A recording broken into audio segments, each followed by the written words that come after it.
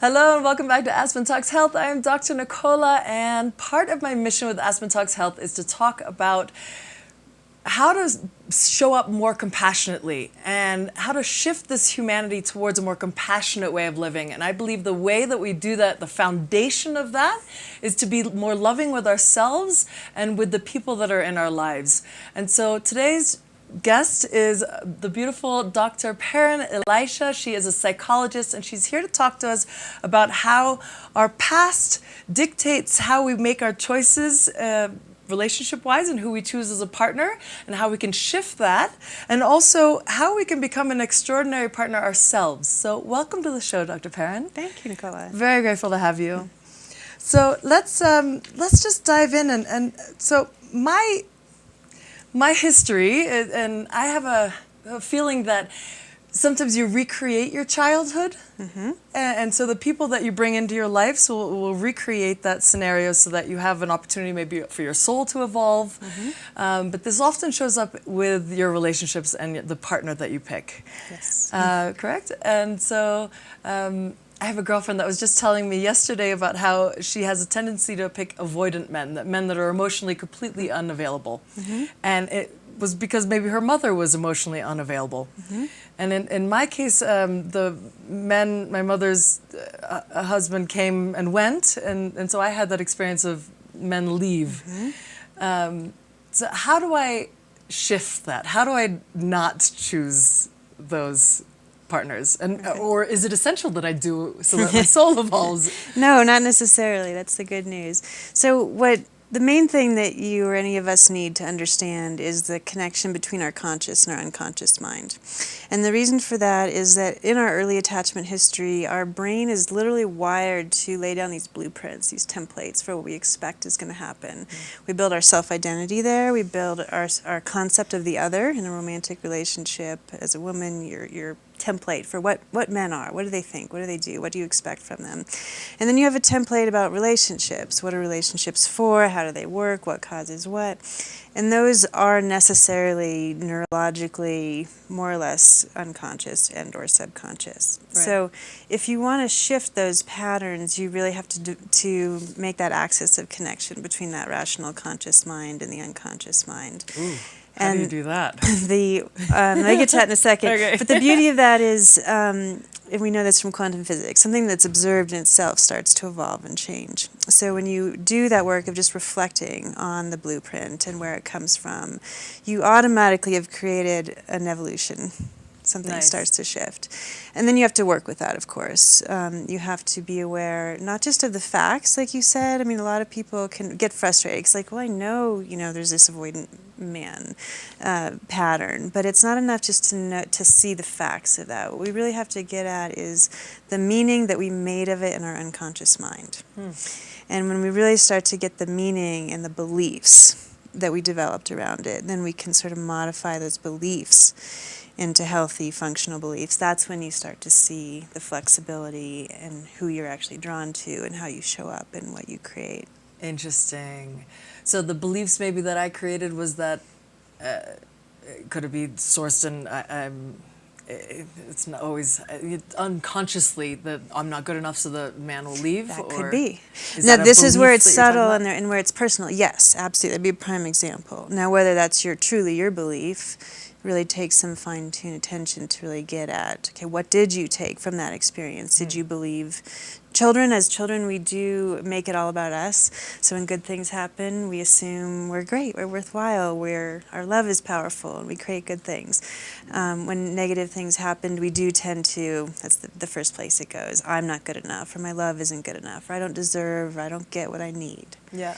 But it really is important. It's personal. The devil's in the details. Yeah. And that's, I think, where there's some misunderstandings. It's not enough just to see these broad patterns. You really have to get in touch with emotionally, what did that mean to you? Yeah. And so to get back to your question earlier, how do you develop that connection? Emotion is really important. It's not through the facts, the linear mind, the logical mind, Right. that connection. That's why dreams are so powerful as a means to get into the unconscious, because the dreams are like a story that your unconscious mind has painted. And when we're dreaming, our mind is literally sort of digesting that information, that material, and making sense of it. Right. So if you can capture bits of your dreams, it's like a window into what your unconscious mind is doing. And emotions are usually pretty vivid in dreams in a way that we filter out consciously through our defenses and all our conditioning. We filter that out. So dreams are probably the royal road, as Freud called it, to the unconscious, because it's such an honest picture straight from the unconscious. Your emotions are a fantastic road to the unconscious, and a therapeutic relationship, at least somebody with this kind of orientation who's sort of trained to look for the ways the unconscious show up through emotion, through patterns of behavior, through assumptions. That's a great sort of director of what's going on in the unconscious, the assumptions we make. Yeah. Right, so you meet somebody and there's a lot of ambiguity, but we all have these assumptions. Well, where do those come from? They come from that blueprint in the unconscious. Yeah. So a psychotherapist or a psychoanalyst is somebody who's trained to look for the subtle cues of those assumptions. Yeah, you have a PhD in that, correct? Yes. Mm-hmm. Excellent. The assumptions, you've tapped on something so important, because I catch myself all the time. Rationally, I know I'm good enough. I know who I am. Right. It's the subconscious that plays out. If someone doesn't reply when by text or something, then I actually catch myself thinking, oh, they must not like me, or they exactly not the truth at all. And dating is where these assumptions are probably the most rampant, and we give them such a runway because you're meeting somebody that you don't know much about, and if you're getting to know somebody on an intimate level, this is where these assumptions probably wreak the most havoc in our lives, because our deep beliefs about ourselves are in play, and our beliefs about our deepest emotional needs are at play. And there's so much ambiguity, and ambiguity is where we project our assumptions. Fascinating, huh? The mind plays tricks on you. Yes. So how is one's bonding history and their bonding capacity? Can you talk about bonding for a little bit and what that means? Yeah. So bonding is what we are wired to do. So we are first and foremost social beings. I think that's so important to get. Just knowing that in itself helps create some healthy beliefs around attachment and dating and commitment and all of that. Because we are wired to bond with other people. And attachment theory is this scientific theory that studies how we bond. And we have what they call an attachment system, just like you have like a hunger system. Like it's a biologically driven and organized system. And it reacts with these fairly predictable patterns. Attachment theory is the theory that sort of gives this model of how we behave because we are wired to bond, and what we do when those needs are frustrated or limited or challenged. So bonding is so important, because that is, I like to think of sort of a triangle between what we call our attachment relationships, attachment just bonding, and our self-identity and our ability to emotionally regulate. Okay. So those things, they all work in a very particular synastry. So attachment relationships and your early relationships, that's where you first get a reflection back from another person about who you are. Right. Right? Who does your mom is probably the first person that you really meet, right? And that reflection back in their eyes, and your father and your siblings and all these intimate attachments, you get a sense of who you are through that mirroring function. We talked a little bit about that. Yes. The mirroring is where we either get an accurate or an inaccurate reflection of who we are. An accurate reflection through mirroring, that's what starts to consolidate a healthy identity. And when we are in those attachment relationships is where emotional regulation begins, because we are not born with the capacity to do that. We have to learn that, and we don't learn it without healthy attachments. Right. Which is really profound if you think about it. So through that, because we co-regulate, we are wired to co-regulate emotions. And that's obvious when you think of a baby and a mother, a caregiver, right? The mother is obviously attuned to helping regulate the baby who cries or is cold or hungry. But we cannot regulate without that interpersonal dimension. And as adults, we have two poles, right? So we have the internal self-regulation. We can do things, you can go have some quiet time or meditate or ski or whatever it is that you do to sort of check in with yourself and regulate. But we also need that interpersonal dimension. Right. We are wired to do that through our whole lives, that we co-regulate through understanding and mirroring, and sort of, containing the feelings.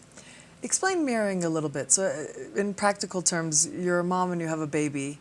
What's a negative and a positive mirroring experience that a mom can share with me? So a positive mirroring is literally a neurological event. Okay. That we have what we call mirror neurons in our brain. So say if you're my child, and I think I gave the example the other day, if you drop your ice cream cone and, what are you feeling? You're frustrated, you're disappointed. And a positive mirroring experience is just an accurate perception that matches your experience. So if I say, oh, you're so frustrated and, you really wanted that. And if that's really close to what you're feeling, that's a positive mirroring experience because it matches both in word and in affect, right? So you have to feel that I get it. It's not just the word. Okay. In a negative, there's some fascinating videos. They put the mother's face and the baby's face on the video screen, and you can see when a baby is appropriately mirrored, they get happy, they get confident, they engage with the caregiver.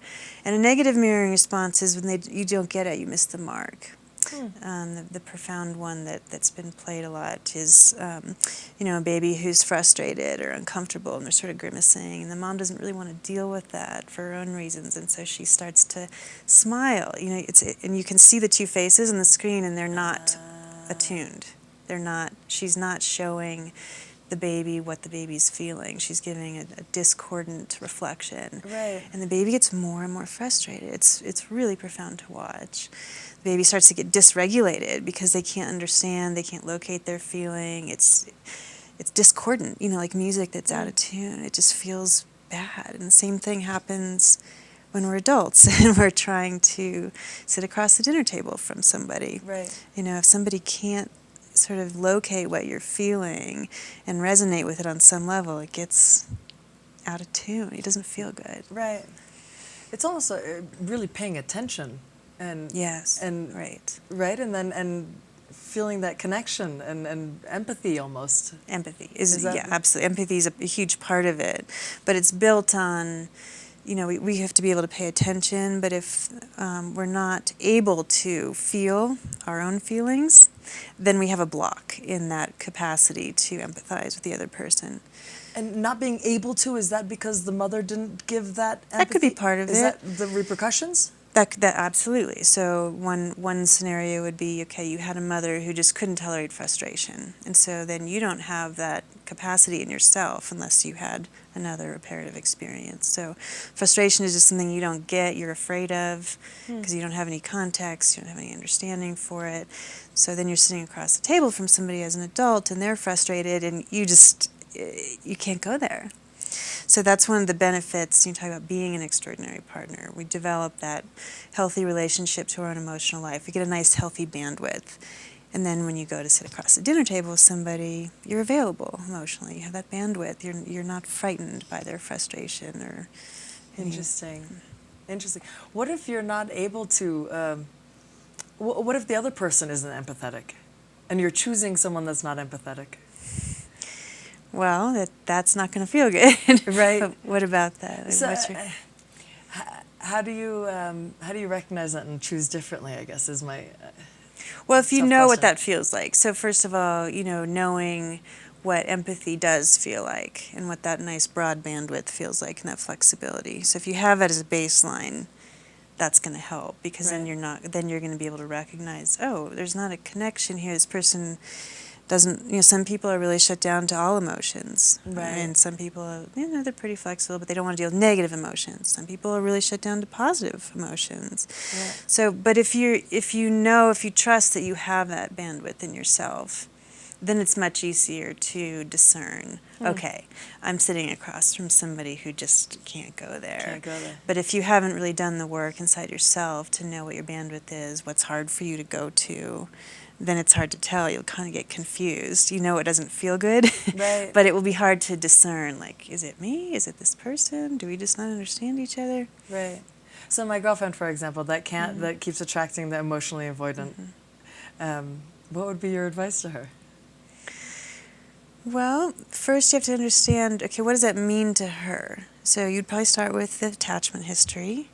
So looking through this pattern, when you delve into, okay, well, what about that is so magnetic almost, if you're drawn to it. Interesting. And there's a number of potential answers to that question. Why are you choosing it? Yeah, what does it mean to you? For some people, it could be, well, it's safe because as uncomfortable as it is, if somebody's avoidant, you're not really going to go too far. You're not really going to have to be vulnerable. Interesting. So it can be unconsciously a defense mechanism. Even though it hurts, it's like, well, then at least I'm not vulnerable. That makes sense. Or, it could be the belief that you don't really deserve to have your emotional needs attended to. Wow. Right. That's... So it's not a prescription. Well, it means X, Y, or Z. Right. The key is really understanding the pattern of, okay, what role did this avoidance have in my past, and what meaning did I make of it? What were the beliefs that I developed?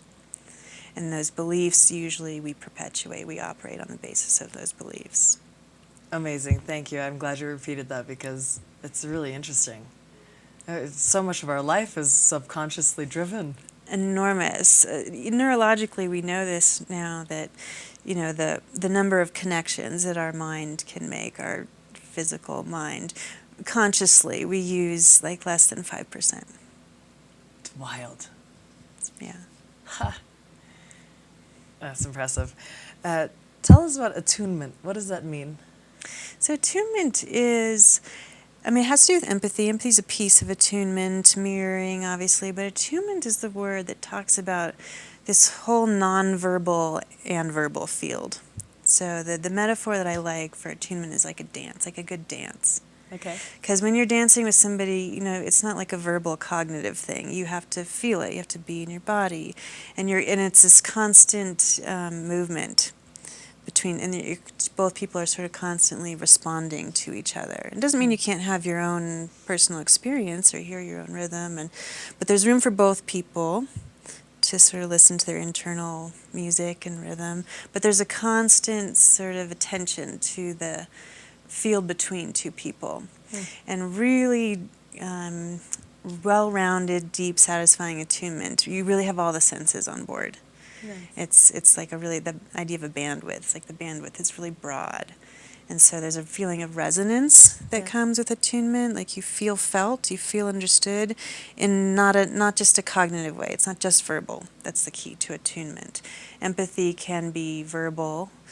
Attunement is really a whole body experience where you really feel felt. There's a resonance, and there's a constant flow of information bidirectionally back and forth, where people are interested and they're tracking one another, and they're interested in sort of keeping this dance together. Love that. Yeah.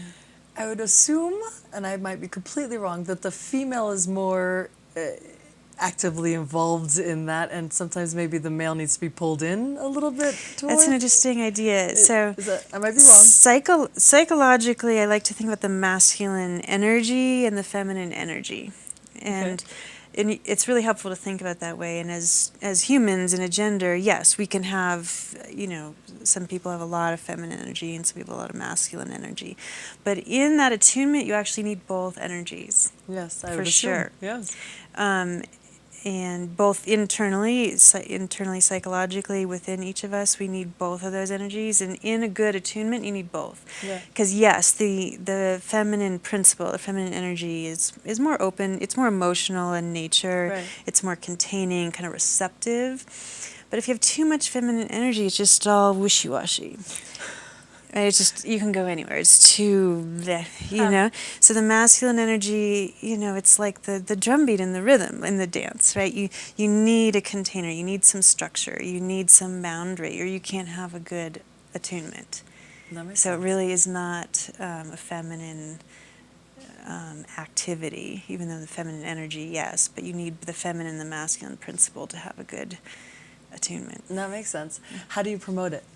How do you generate that? Attunement? Yes. Well, you start with yourself, really. Okay. You have to be able to tune to your own internal life. and embodiment. If you want to bring that in Yeah, here, please. embodiment is the idea when you're really living your life sort of from the inside out, not looking at yourself from the outside in. That's what we call dissociative viewpoint. You can't really attune from that place because attunement, again, is this all sensory, all senses on board kind of experience. So you have to start by being in your body and your senses and connected to your internal life, your emotional life. I think, in my opinion, it helps to be connected to your unconscious, have a dialogue with your unconscious, because that's where you're going to become most sort of well-rounded and available internally. So How if do you do that? you start from that place. Well, therapy is obviously how I help people do that. Yeah. People do it through meditation. Is a wonderful practice because it helps develop that patience and that observing aspect. Yes. So you can watch without sort of clinging and avoiding Yeah. emotionally. It's a beautiful practice. But anything that helps you be present and helps you at least understand your defenses. We have defenses for a reason. I'm not suggesting that we just don't have them, but you have to at least know what they are. So any practice, any relationship, any activity that helps you understand what your defenses are and why they're there, and you can at least go beyond them. Right. And then you choose wisely who you're attuning to, right? You can't attune with somebody who doesn't have some of that in themselves as well. Nice. What are some other techniques that you recommend to build a healthy relationship? Well, let's see. There's a lot of examples.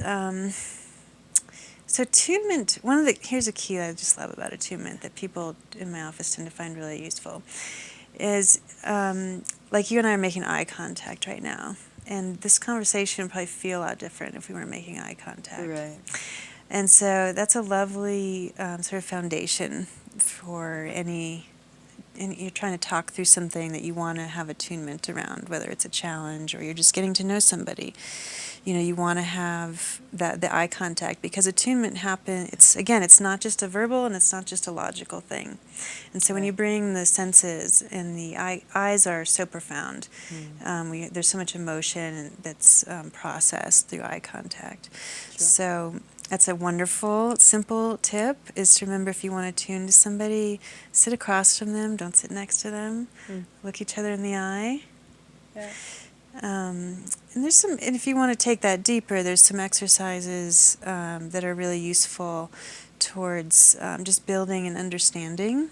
So, talking about your own beliefs, your beliefs that we sort of touched on in the beginning about your identity, about relationships. This isn't, like first date material. But if you're really, into a relationship with somebody, you want to ask them about this stuff. What were your attachments like, and what did you learn from them? And so you can take that conversation in a million ways, but you want to ask questions. Yeah. And you want to develop a format where the asking and the receiving and the listening is sort of patient. So the ground rules are eye contact, one person talks at a time. You kind of pause between, in other words, not trying to keep the tempo somewhat slow is really helpful. Huh. And it's a kind of old-fashioned, simple technique, but it's so profound, is to ask the person that you're talking to tell you what they heard. Yes. And again, this goes way back to Carl Rogers, but it's so helpful because you'll find out if you were clear, or if something got in the way of the being heard accurately, or if somebody else's assumptions jumped in. Oh, that meant, you don't like me, or that meant, you get a chance to actually cut that off before it builds into a whole other story. So true. That's a great technique. It's true. You forget to do it, but it's a good one. It's simple and it can feel sort of tedious. Yeah. But it's good to It's practice. powerful. Yeah. Tell us about your 7 modules, your program. So this is an online course that I've developed. I'm really excited about it because it meets a couple of needs that I've become really attached to in the last handful of years in my life. And one of them is just sort of the more impressed upon me it is in my own life and my work with my patients that attachment is a primary need, right? It's not an accessory, it's not something, like we are wired for it, and we know about the health benefits of having quality attachments. That people who have warmth of attachment, it's not the quantity, but it's the warmth and the safety, that those people are healthier, they're happier, they're more able to learn. Kids who have a strong attachment will do better in school. It's just it's the foundation of our mental health and of our resilience, and yet we receive no education, about how does this work, what works, what doesn't work. And psychotherapy is a profound tool for anybody who has the energy and the time and sometimes the finances to really participate. But not everybody does or wants to, and I just feel like there needs to be some education about how we bond and why we bond and what we do need to know, what we have to have on board in order to sort of approach that in a healthy way. So these 7 modules are meant to sort of guide people through a map of that attachment system. Nice. So we start with the self. We start with a lot of what we've talked about today. How do we actually investigate our attachment history? What do we need to know about it? And what do you do with it to know that you're not recreating it mindlessly? How do you actually know that you're doing that? Right. And then we build on that to, getting to know somebody. Like, what do you actually need to be thinking about when you get to know somebody? A lot of people find out sometimes decades later, I was just chemistry, and we kind of jump blindly into the biggest life decisions we can make. So I try to help people think about, what should you be paying attention to in a courtship or dating, or when you're getting ready to commit to somebody? What is important?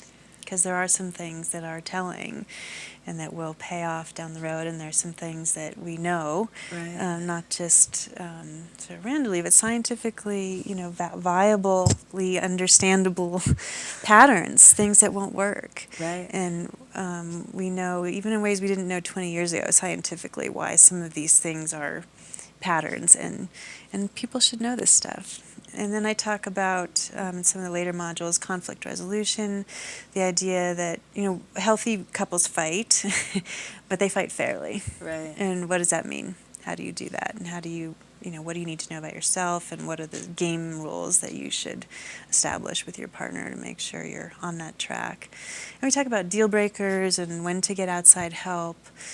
It's sort of I think of it as a topographical map for relationships, sort of from the base layer of yourself and your emotional life, building into long-term commitment. Wonderful. That sounds incredible. Thank you. How do people find that program? It's on my website, Relationships Rewired. RelationshipsRewired.com. Yes.